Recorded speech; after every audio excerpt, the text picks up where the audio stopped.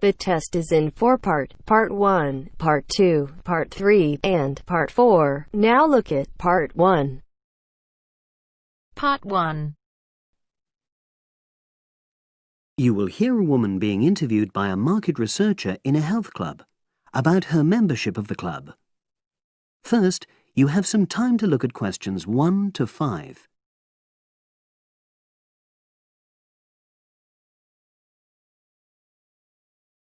You should answer the questions as you listen, because you will not hear the recording a second time. Listen carefully and answer questions 1 to 5. Oh, excuse me. I wonder if you'd have the time to take part in some market research. What's it about? About this club and your experiences and opinions about being a member. It'll take less than 5 minutes. Oh, OK then, as long as it's quick. Can I start by taking your name? It's Selina Thompson. Is that Thompson? Yes. Okay, great. Thanks. And what do you do for a living?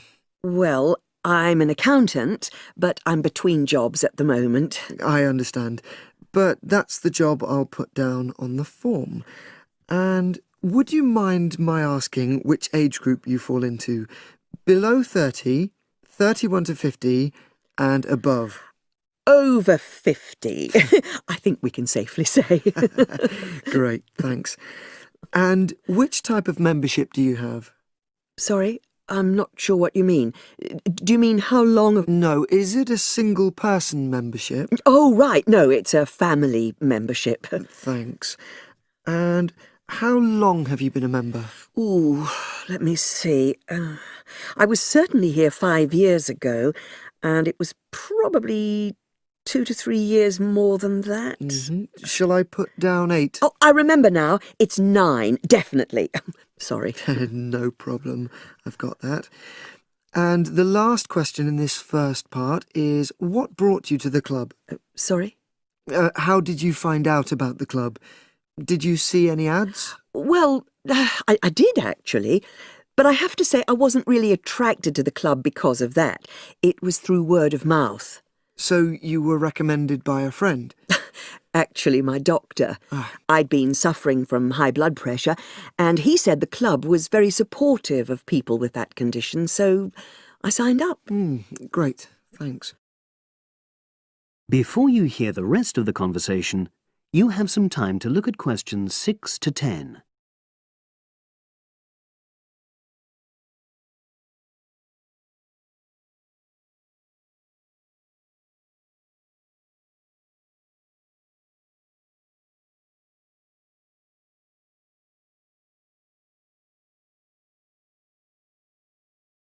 Now listen and answer questions 6 to 10. Now, for the second part of the form, I want to ask a bit more about your experience of the club. Sure. How often would you say you use the club? It varies enormously, depending on how busy I am. Of course. But on average, per month? I'd say it averages out at twice a week. OK, so 8 on average. Yeah, and 4 of those are aqua aerobics classes. That leads me to the next question. Would you say the swimming pool is the facility you make most use of? Fair to say that, yep. Right, thanks. And are there any facilities you don't use? One area I realise I've never used is the tennis courts. And there's one simple reason for that. You don't play tennis? Actually, I'm not bad at it. Oh. It's that I'm not happy having to pay extra for that privilege. Oh, right. I've made a note of that. Thanks. Now, in the last section, are there any suggestions or recommendations you have for improvements to the club? Only about health and fitness? Anything at all? Well, I'd like to see more social events. It isn't just a question of getting together for games or classes, but other things, you know. Yes, sure. And another thing that I was thinking when I had my yoga class in the gym last night, we were all sweltering in the heat. was that I think they should put in, Air conditioning. That's exactly what I mean. The rooms are really light and well designed, but they do need proper installations. Sure. Well, I've made a note of that. Good. So, is there anything else you'd like to suggest? About quality of service, for example? Oh, everyone's very nice here. They couldn't be more friendly and helpful. Oh, but I tell you what, it's a shame the restaurant isn't open in the evening on Saturday, and Sunday as well, for that matter. Oh. So the club should... open it later on those days. OK. Well, thank you very much. That's all the questions I have. That is the end of part 1. You now have half a minute to check your answers.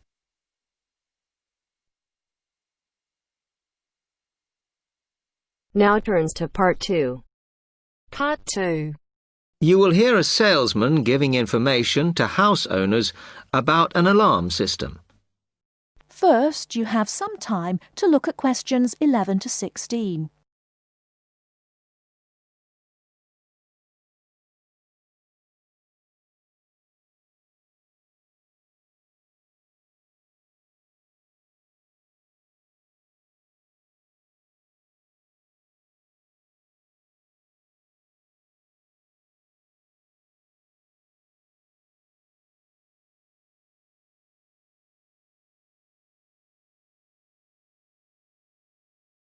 Now, listen carefully and answer questions 11 to 16. Thank you for inviting me to your residence meeting.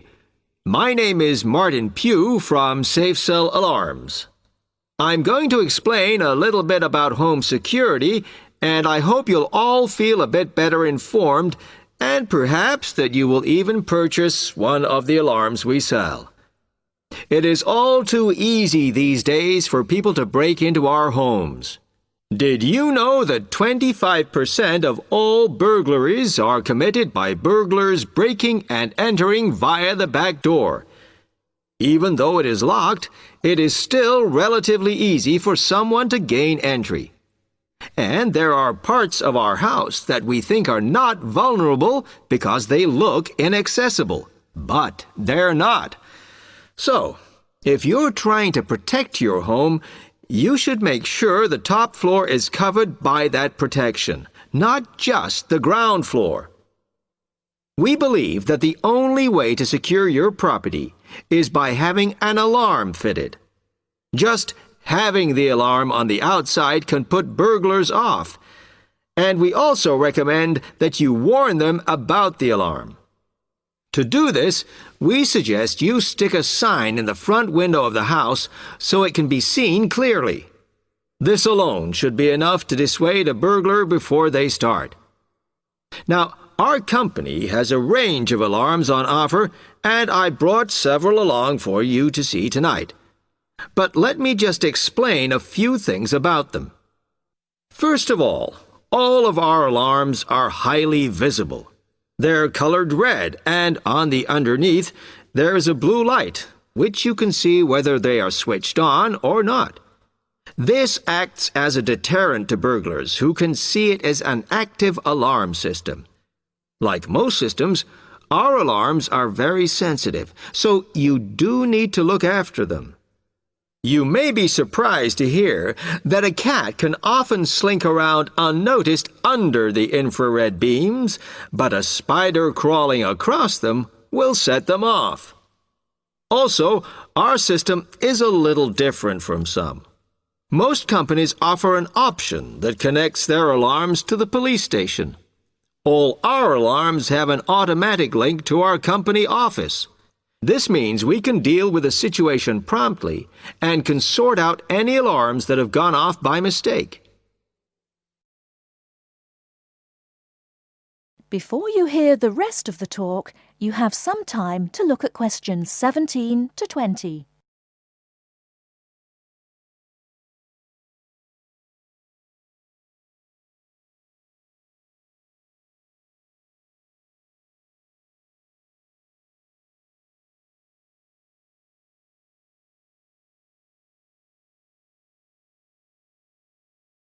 Now listen and answer questions 17 to 20.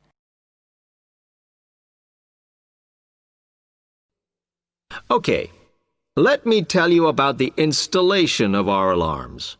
Later on, I'll show you some house plans and diagrams of how the alarms operate, but you don't have to worry about them being intrusive, as we normally put them in hallways rather than individual rooms. The diagrams show you how the beams work to cover the whole house in this way. Oh, one small thing while I remember is don't leave your security code in your house. A lot of people keep it in the kitchen or their study, but we suggest you leave it with a neighbor so that if there is a break-in, the burglars can switch the system off.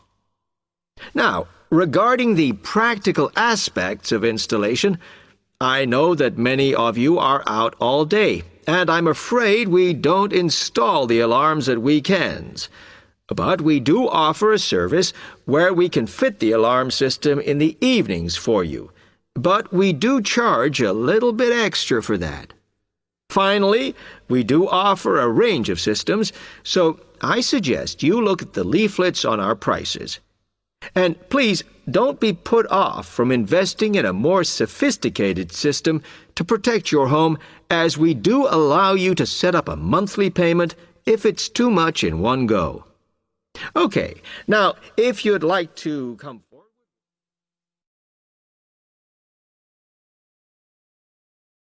That is the end of part 2.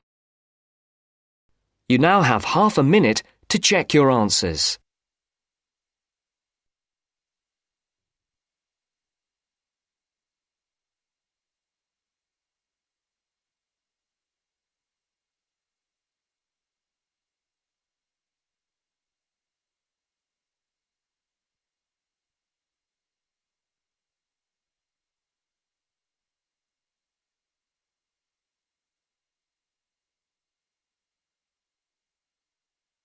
Now turns to part 3. Part 3. You are going to listen to a conversation between 3 university students, Alice, Paul and Michelle. They are discussing various aspects of an upcoming biology assignment. First, you have some time to look at questions 21 to 26.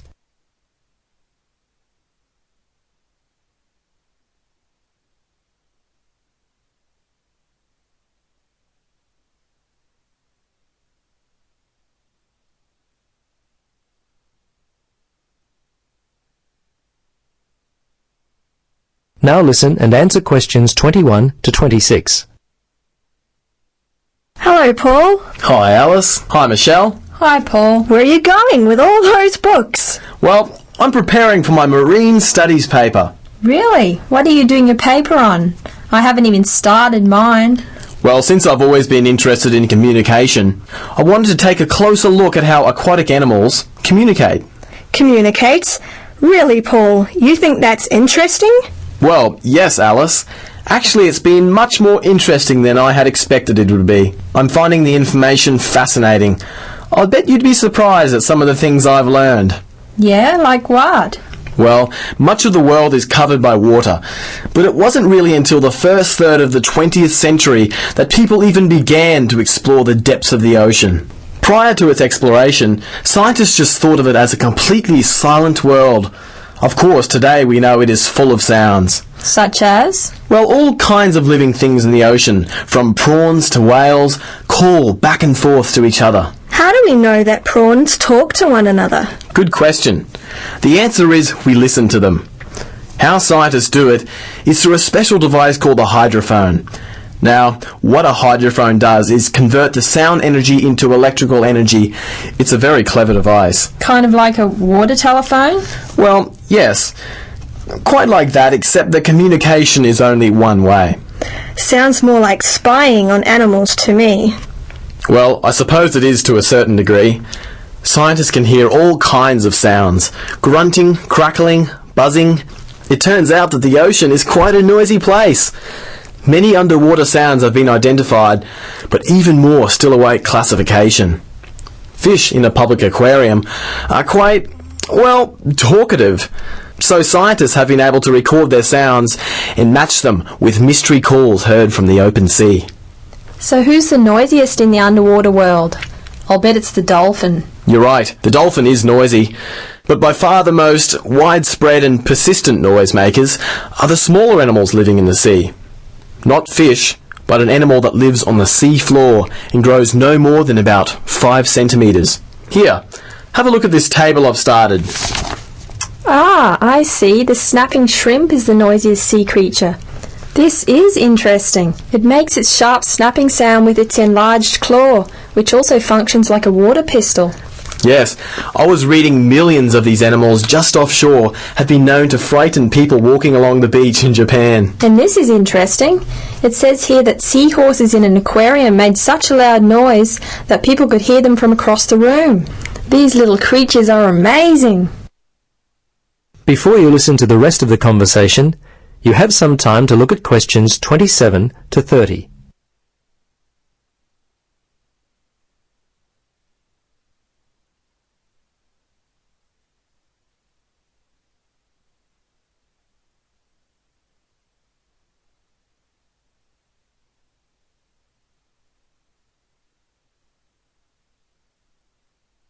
Now listen and answer questions 27 to 30. Say, Paul, your early research has really prompted me to get started on my own paper. You look like you've already done quite a lot of work on it, but the assignment isn't due for at least another month. Is that right? Let's see, Michelle. I think you may be a little wrong there. Let me get my class folder and we'll have a look. I know that our class participation is worth 30%, but what's this assignment worth? Isn't it 40%? Here it is. Yes. Actually, it's worth 30%. It's the second assignment due later on that's worth 40%. It says here, okay, there are 3 pieces of assessment. There's the 2 assignments and the in-class feedback on student oral presentations, which forms part of assignment 2.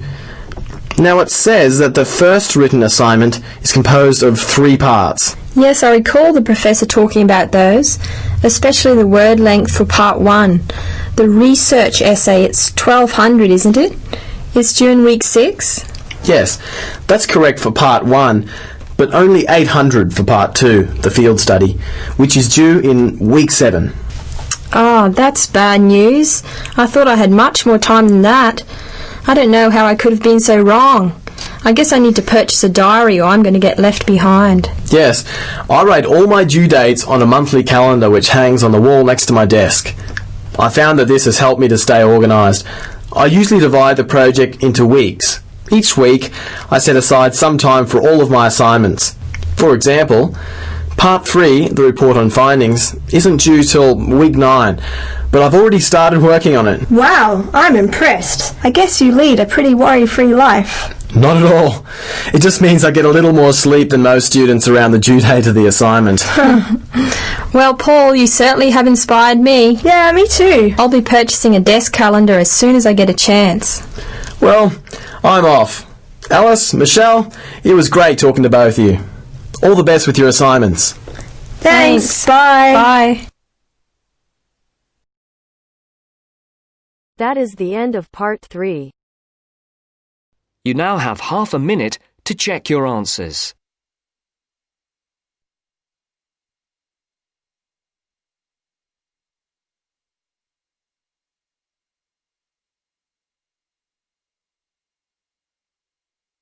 Now turns to part 4. Part 4. You will hear a part of a lecture about learning and bilingualism. First, you have some time to look at questions 31 to 40 on pages 44 and 45.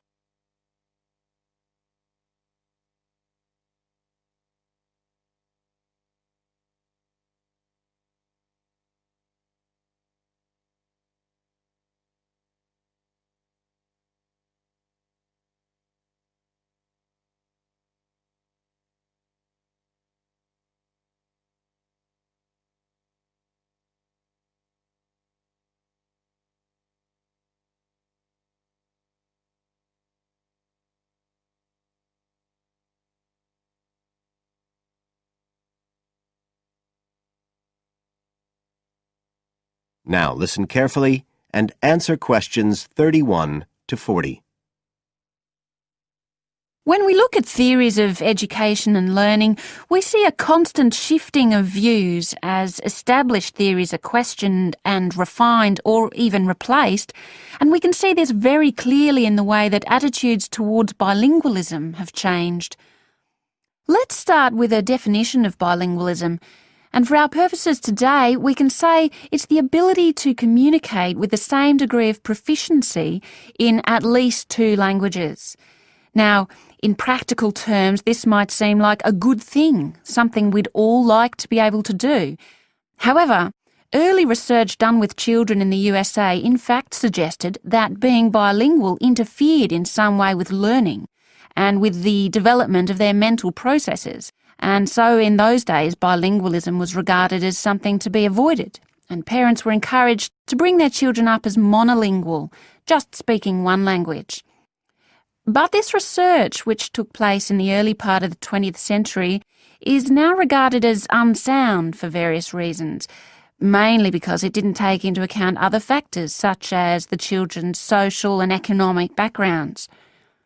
Now, in our last lecture, we were looking at some of the research that's been done into the way children learn, into their cognitive development, and in fact we believe now that the relationship between bilingualism and cognitive development is actually a positive one. It turns out that cognitive skills such as problem solving, which don't seem at first glance to have anything to do with how many languages you speak, are better among bilingual children than monolingual ones. And quite recently, there's been some very interesting work done by Ellen Bialystok at York University in Canada. She's been doing various studies on the effects of bilingualism, and her findings provide some evidence that they might apply to adults as well. They're not just restricted to children.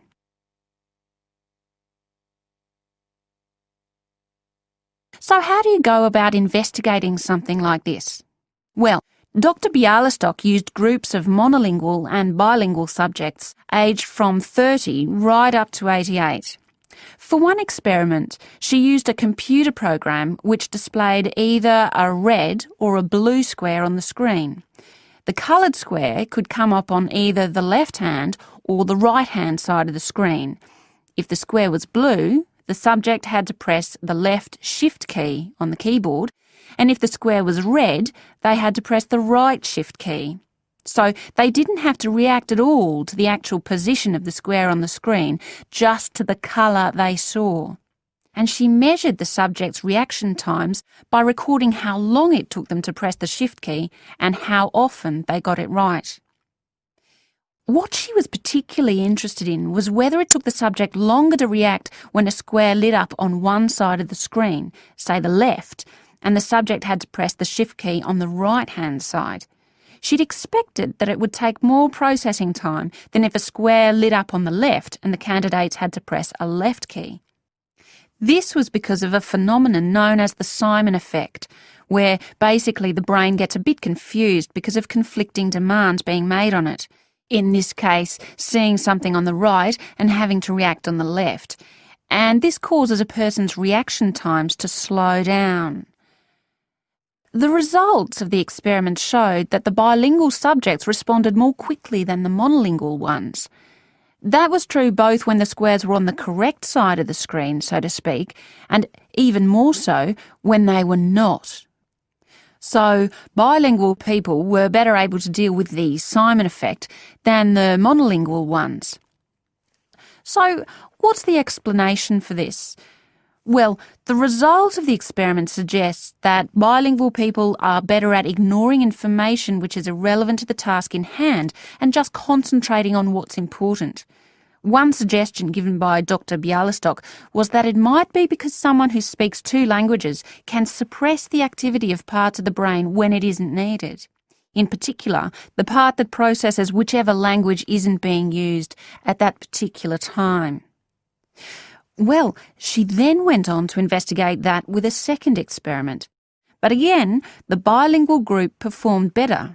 And what was particularly interesting, and this is, I think, why the experiments have received so much publicity, is that in all cases, the performance gap between monolinguals and bilinguals actually increased with age, which suggests that bilingualism protects the mind against decline. So, in some way, the lifelong experience of managing two languages may prevent some of the negative effects of ageing. So that's a very different story from the early research. So what are the implications of this for education? That is the end of part 4. You now have half a minute to check your answers.